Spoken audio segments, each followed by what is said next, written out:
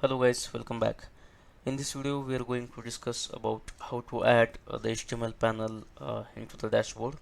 So if you have never worked with the HTML code snippet to add into the existing XML dashboards, in that case this video will be very useful to you because we have one use case and we are going to see how to implement that use case.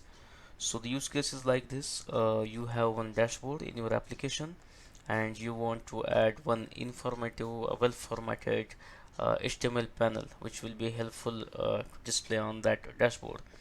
In that case, I think HTML will help you. So how to do it? Yes, it's of course by using the different tags of the HTML.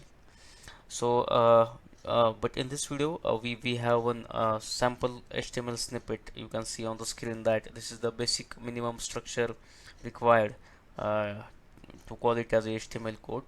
So we are going to use this code snippet in your dashboard so that you can get some expected output like this to show in the panel. So let's quickly jump to the demo how to do it. So here we have one simple dashboard which contains one input drop down list, and we have one panel where we can see some information related with the country like happiness rank of the selected country. Okay, so our aim here is to add one HTML panel, maybe just above this existing panel or below it. So let's understand the code behind this dashboard. So for that you need to edit the dashboard. To edit the dashboard you must have permission to do so. So I'll just click on the edit to go into the source code of this dashboard. So you can see this code behind this dashboard. Okay, so I'll just open the same dashboard in another tab for our understanding, and we can compare it now. Okay, so you can see there is a label tag which you can see on the dashboard, and we have a field set tag which holds this drop down menu. I'll also collapse it, and we have one row tag. I think this is important to understand. This tag is responsible for showing the country panel in your dashboard, which also holds the Splunk query. So from where we can get the data about this country, and we have passed the token to this. So I'll just collapse this row, and it seems quite simple now. And I would like to add the HTML panel just before this row. So to add the HTML panel, we can provide one row tag here. So once you type writing this tag, you can see there is a red icon which indicates the error. It is like interpreter, so it will immediately prompts for the error if you miss anything. Okay, so here we got one warning that empty row, so rows cannot be empty. So I will just paste the HTML code snippet here. So now you can see under the row tag I have added the HTML code snippet, and now I want to add uh,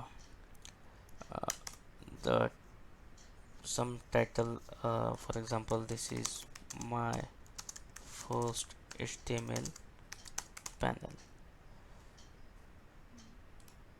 Okay, and I will save this. So let's see how it looks.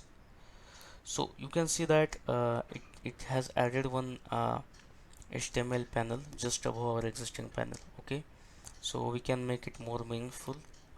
Just go back to the edit and go to the source, and uh, I will make it bold by using the h1 tag.